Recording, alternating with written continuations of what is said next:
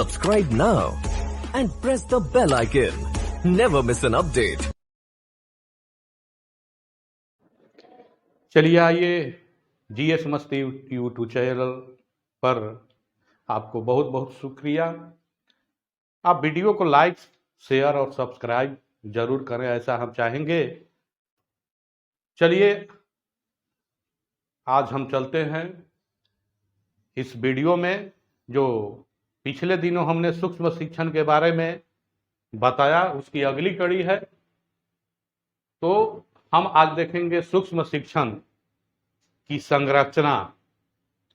तो देखिए इसका संरचना, इसमें क्या रहेगा, छात्रों की संख्या, क्योंकि ऐसे 40 छात्र होना चाहिए एक वर्ग में, लेकिन जब सूक्ष्म शिक्षण है तो इसमें 5 से 10 छात्रों की संख्या होनी चाहिए। और पाठ अवधि 6 मिनट, पाठ का अवधि 6 मिनट। छात्र कैसा रहेंगे, तो आपके बीएड या डीएलएड या प्रशिक्षण के जो आपके साथी हैं वो रहेंगे, या वास्तविक मूल छात्र रहेंगे आपके छात्र, जहां आप टीचिंग करेंगे। और कौशल की संख्या जो है, एक समय में एक कौशल, जो मुख्य रूप से 7 से 8 कौशल हैं, उसमें से अलग अलग कौशलों का बारी बारी से आपका जो है अभ्यास कराया जाएगा। निरीक्षण व प्रतिपुष्टि आपका कवन करेंगे, अर्थात प्रतिपुष्टि या फीडबैक या आलोचना या निरीक्षण आपके कौन करेंगे, तो प्राध्यापक आपके रहेंगे, या बीएड डीएलएड या और प्रशिक्षण के जो आपके साथी होंगे वो आपका फीडबैक देंगे, आपके गुण दोषों के बारे में बताएंगे, ताकि अगला बार पुनः आप उन गुण दोषों को देखकर फिर अपना जो है अभ्यास, टीचिंग जो है सुधारने का प्रयास करेंगे। तो ये हुआ निरीक्षण व प्रतिपुष्टि। इसके आगे आते हैं हम सूक्ष्म शिक्षण चक्र। सूक्ष्म शिक्षण चक्र, इसकी कुल अवधि कितना होगा, 36 मिनट। ये 36 मिनट का है आपका सूक्ष्म शिक्षण चक्र। ये 36 मिनट को हम कैसे डिवाइड करेंगे, कैसे बांटेंगे, तो सबसे पहले शिक्षण करेंगे हम 6 मिनट। सबसे पहले हम सूक्ष्म शिक्षण करेंगे, 6 मिनट आपको टाइम दिया जाएगा। इसके बाद आपका प्रतिपुष्टि या पृष्ठपोषण या आलोचना या फीडबैक, एक ही कहते हैं सभी को, प्रतिपुष्टि, पृष्ठपोषण, आलोचना या फीडबैक आपको दिया जाएगा। वही जो प्राध्यापक होंगे या आपके साथी, प्रशिक्षण के साथी जो होंगे, आपका फीडबैक देंगे। इसका टाइम 6 मिनट। फिर क्या होगा, आपका जब फीडबैक मिलेगा, आप में कहाँ कमी रही, आप उस कौशल के अनुसार किस चीज का प्रयोग, जो उसके घटक थे, उन घटकों का आपने प्रयोग सही किया कि नहीं किया, आपने कहाँ गलती किया, आपका इन गुण आप कहाँ आपका अच्छा रहा, इन गुण दोषों के बारे में जो है आपका प्रतिपुष्टि, पृष्ठपोषण या आलोचना 6 मिनट का किया जाएगा। इसके आप बाद फिर अपने टीचिंग को जो है, टीचिंग का योजना बनाएंगे अच्छा करने के लिए, उस टीचिंग को निखारने के लिए, सुधार लाने के लिए। उसका टाइम 12 मिनट दिया जाएगा। फिर आप पुनः शिक्षण करेंगे, उसके लिए 6 मिनट का टाइम फिर दिया जाएगा। और फिर आपका पुनः प्रतिपुष्टि होगा। अब फाइनल होगा कि अब आप में कमी कहाँ रहा, तो पुनः प्रतिपुष्टि 6 मिनट का।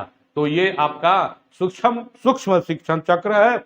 आप देखेंगे इसको इस तरह से, पाठ योजना, यहाँ के बाद सूक्ष्म शिक्षण 6 मिनट, फिर यहाँ 6 मिनट प्रतिपुष्टि, आलोचना या फीडबैक, फिर यहाँ पुनः पाठ निर्माण 12 मिनट, फिर जो है शिक्षण 6 मिनट, पुनः शिक्षण 6 मिनट और पुनः प्रतिपुष्टि 6 मिनट। इसके द्वारा हम पूरी तरह से समझने का प्रयास हम लोग किए हैं।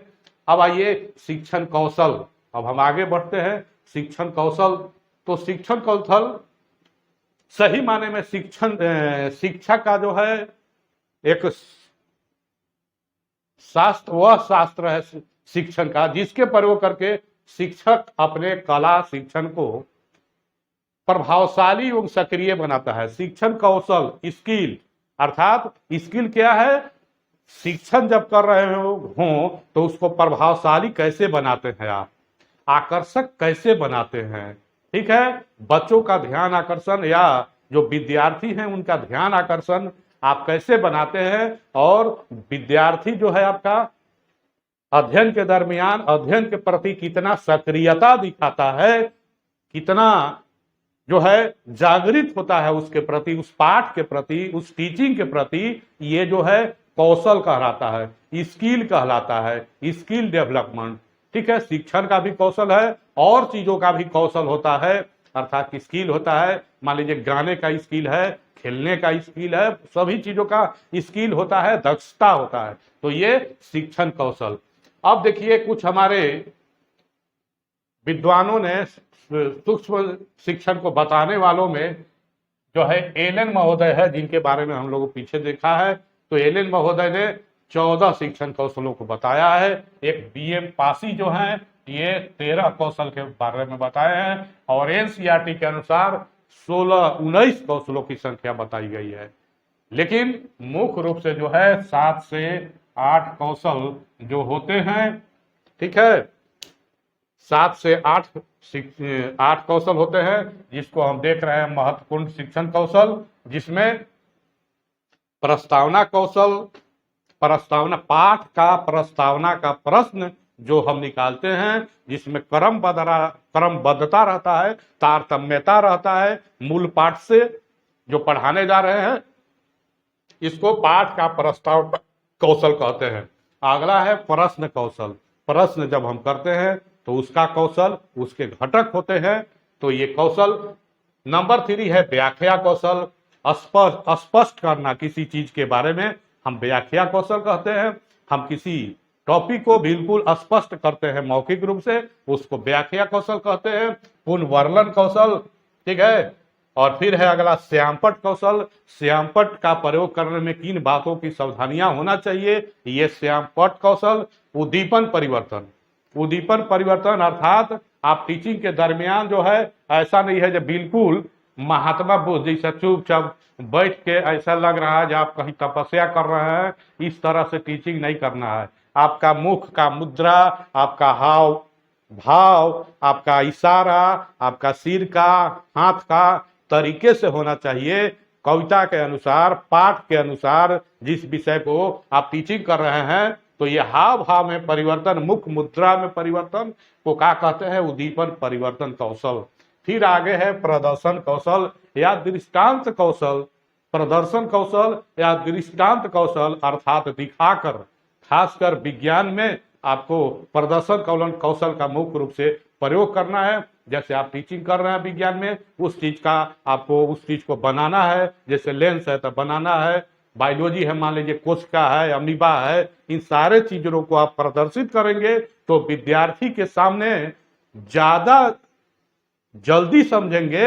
आप जब सुनकर आप उस फिगर को देख कर अध्ययन करेंगे तो उनके मन मस्तिष्क में अस्थायी रूप से उस पाठ के प्रति उनको याद आ जाएगा और समझ जाएंगे। तो ये प्रदर्शन कौशल और खोजपूर्ण प्रश्न कौशल होता है। फिर हम देखेंगे पृष्ठ पोषण के मुख्य स्रोत, अर्थात जब आपके प्राध्यापक या आपके प्रशिक्षण के साथी जब पृष्ठ पोषण आपको फीडबैक देते हैं तो उसमें कुछ सहायक उपकरणों का प्रयोग करते हैं ताकि बाद में आप उसको देख सके। जैसे निरीक्षण सूची, एक निरीक्षण सूची होता है, उसमें जो है प्राध्यापक या आपके साथी मुख्य चीजों को, मुख्य बिंदुओं को नोट करते हैं। दूसरा होता है वीडियोग्राफी, वीडियोग्राफी कराया जाता है ताकि बाद में आप उस वीडियोग्राफी को देखकर, समझकर अपने जो है जो प्रदर्शन में आपका कमियां रहा है, जो टीचिंग में आपकी कमी रही है, जो उसको आप बाद में उस वीडियो को देखकर सुधार लाने का प्रयास करते हैं। तो पृष्ठ पोषण या फीडबैक का उपकरण में वीडियोग्राफी भी जरूरी है। अगला है टेप रिकॉर्डर। टेप रिकॉर्डर आप जो है जानते हैं, उसमें मुख्य बातें जो है टेप होता है, तो आपकी वाणी, आपकी आवाज, इन सारी बातों को आप बाद में टेप रिकॉर्डर खोलकर आप देख सकते हैं, अपने टीचिंग को सुधार सकते हैं टेप रिकॉर्डर के द्वारा। तो ये टेप रिकॉर्डर होता है। अगला जो होता है एक तरफा आवरण, वन वे स्क्रीन जो होता है, वन वे स्क्रीन, एक तरफा आवरण होता है। तो ये पृष्ठपोषण के हमारे मुख्य स्रोत हैं। अब हम इसके आगे का जो वीडियो करेंगे वो कौशल को हम बताएंगे, जैसे प्रस्तावना कौशल, प्रश्न कौशल। इन कौशलों, ये कौशल क्या होते हैं और इन कौशलों का मुख्य घटक जो हैं, हम 3 शब्दों को मुख्य रूप से समझेंगे अपने सूक्ष्म शिक्षण के दौरान। पहला नंबर घटक, दूसरा जो है वांछनीय और अवांछनीय। ठीक है, ये 3 शब्द को हम समझेंगे और इसके बाद हम सूक्ष्म शिक्षण पाठ्य योजना को आगे देखेंगे। जय हिंद, धन्यवाद।